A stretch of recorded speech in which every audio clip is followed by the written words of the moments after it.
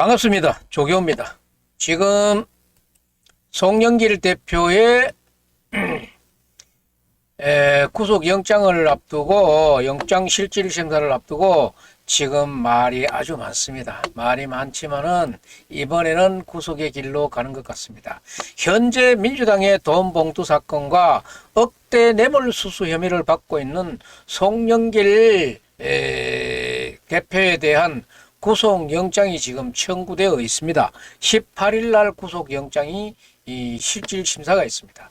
그런데 송영길 영장실질심사 판사가 과거에 이재명 대표의 영장을 기각했던 유창헌 판사가 맞다라는 점에서 논란이 지금 일어나고 있습니다. 야, 지금 유창헌 판사 같은 경우에는 불구속 재판을 원칙으로 하고 있는 그런 사람인데다가 실제로 구속 사유가 차고 넘친다고 평가받고 있었던 그 이재명 재판에 대해서 영장 기각을 조치해버렸습니다.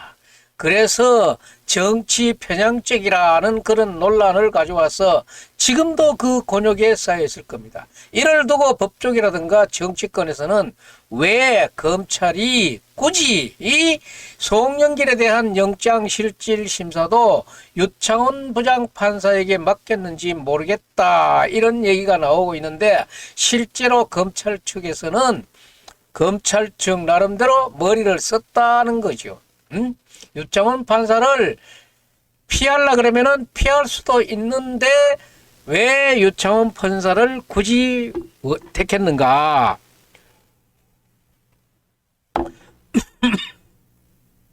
이에 대해서 보수 진영의 수소 시사 프로그램의 패널로 나오고 있는 서정욱 변호사 있습니다. 서정욱 변호사가 취재해서 말하고 있는 거에 따르게 되면은 검찰이 이번에 유창헌 판사에게 영장실질심사를 맡긴 것은 검찰의 다분한 의도가 섞인 그런 내용이다, 이렇게 이야기하고 있습니다.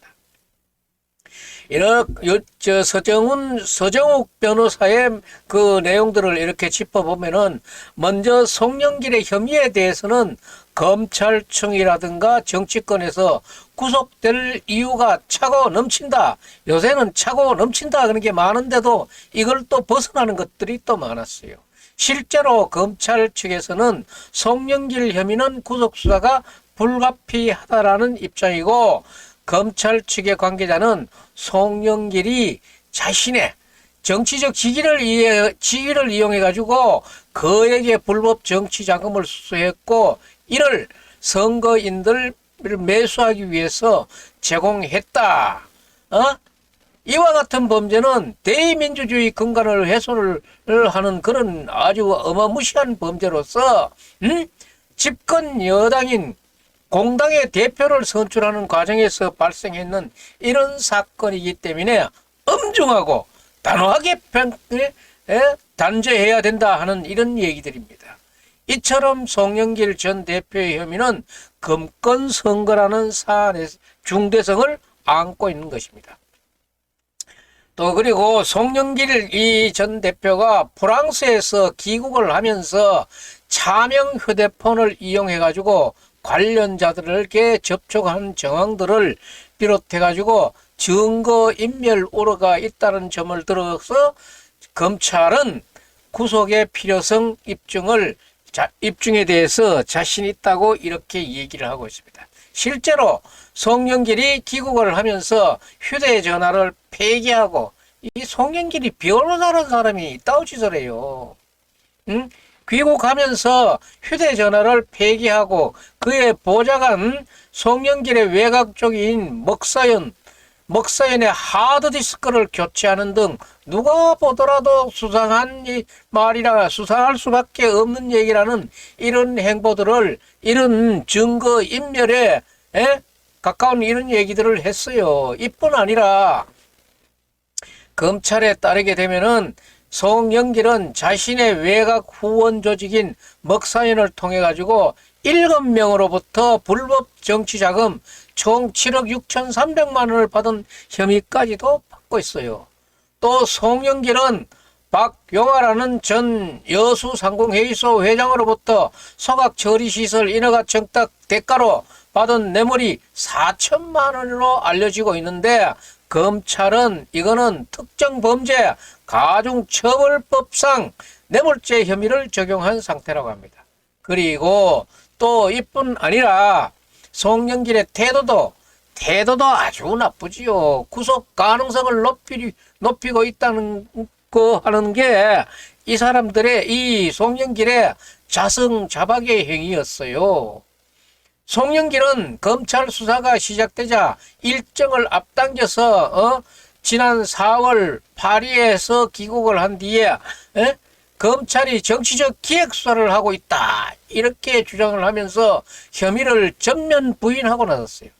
전면 부인하고 나섰다가 송영길 돈범구 사건과 관련해가지고 증거라든가 증언이 차고 넘치고 있는 이런 상황에서 실제로 돈봉투 사건으로 재판을 받고 있는 이들이 이 사건에서 책임이 자유로울 수 없는 이런 사람들이 이렇게 많은데도, 이러한 상황 속에서도 송영길은 여전히 자기 죄는 없다고 우기고 있어요. 아니, 지 밑에 바로 측근들은 자기 당대표 시키려고 그러다가 돈질하다가 돈 봉투 뿌리다가 영창 가가지고 있는데 지는 아무 죄가 없다 그래. 이런 나쁜 놈이 어디 있노? 그 사람들 다 내보내줘라, 내가 들어가겠다, 이래야지. 송영길은 이래서 쫌새야.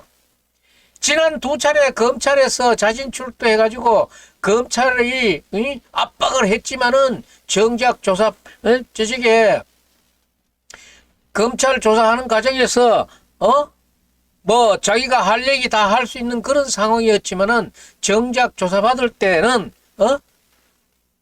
뭐 아무 소리도 묵비권 행사해야 돼. 묵비권도 대한민국 법률상으로서는 권리야, 권한이지만은 뭐 가가지고 자기가 할 말 있으면 하고 조사하는 사람의 그 사람을 이해시켜서 죄가 없다 하고 그날로 튀기 나와버리시면은 구속영장 칠 일도 없지. 할 일은 하나도 뭐하고는 헛소리만 띵띵 치고 뒤에 돈 말이야 7억 같은 거 더 나오니까 이제는 꼬드락이다, 이래 나오는 거야.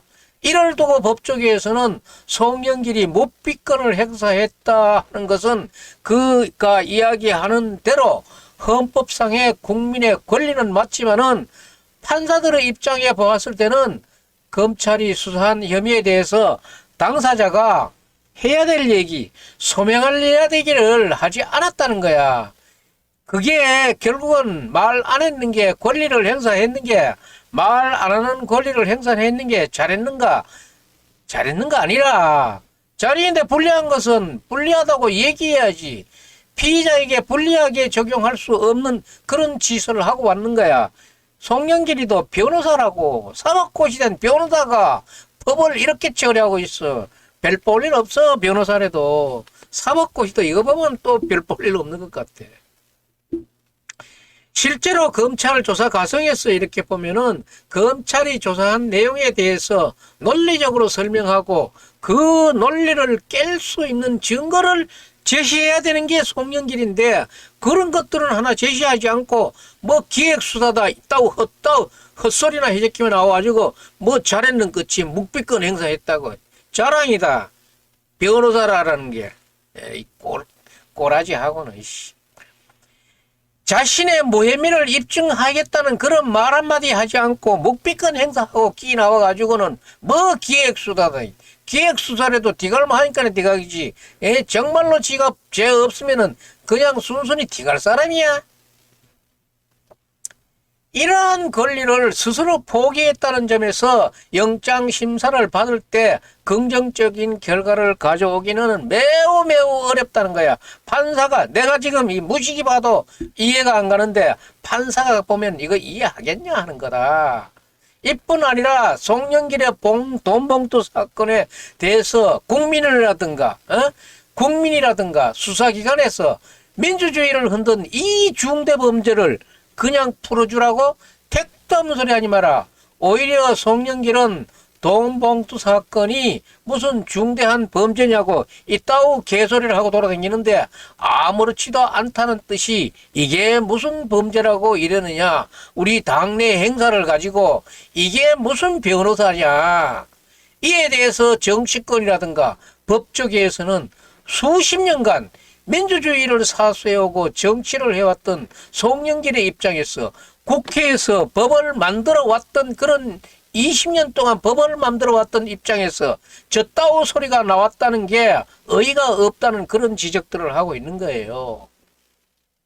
또 법조계에서는 정당법 취지를 놓고 보더라도 송영길의 범법 행위는 가볍지 않다라는 게 대다수의 법학자들의 얘기들이에요. 송영길하고 비슷한 혐의로 처벌을 받았던 과거의 박이태 전 국회의장 판결문을 보면은 이러한 행위는 대의민주주의의 정당이라든가 민주주의의 근간을 훼손하는 그런 엄청난 범죄라는 것이 드러나 있는데 여기에다가 박이태라는 이름하고 송영길이라는 이름 석자만 바꾸면은 이 범죄가 완전히 판박이 형상으로 드러나고 있는데도 이따오 범죄를 저질러 놓고도 영장 기각시킬 수 있다고 큰 소리. 그거는 허세지, 허세. 허세도 아니고 이건 완전 허풍이야, 허풍. 어떻게 영장 기각시킬 수 있는가 한번 보자고. 하기야 뭐 이번에 유창훈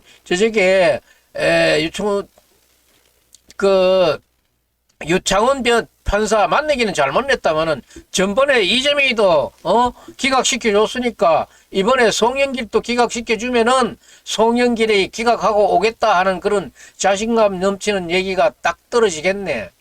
못 나오면은 떡대는 게고. 그렇지만은 영장을 기각시킬 수 있다는 것은 송영길의 혼자의 생각일 뿐이지 송영길이 구속영장을 기각시킬 가능성은 그렇게 높지 않다는 게 법을 좀 아는 사람들은 하는 얘기고 경우가 있는 사람들은 그거는 안 된다 이렇게 얘기하고 있어요. 그리고 이 서정욱 변호사에 따르면은 검찰 측에서 이재명의 영장을 기각시킨 유창훈 판사가 거꾸로 올 것인데 오히려 검찰이 그에게 영장 실질 심사를 맡긴 이유가 있다고 설명을 하고 있어요. 이와 관련해 가지고 자신이 직접 서정욱 변호사가 직접 이것을 취재해 보니까 검찰 측에서도 영장 전담 편사가 3명이서 한 주일씩 돌아가면서 영장 담당을 하고 있는데 검찰도 이것을 모르는 거 아니라 이거야.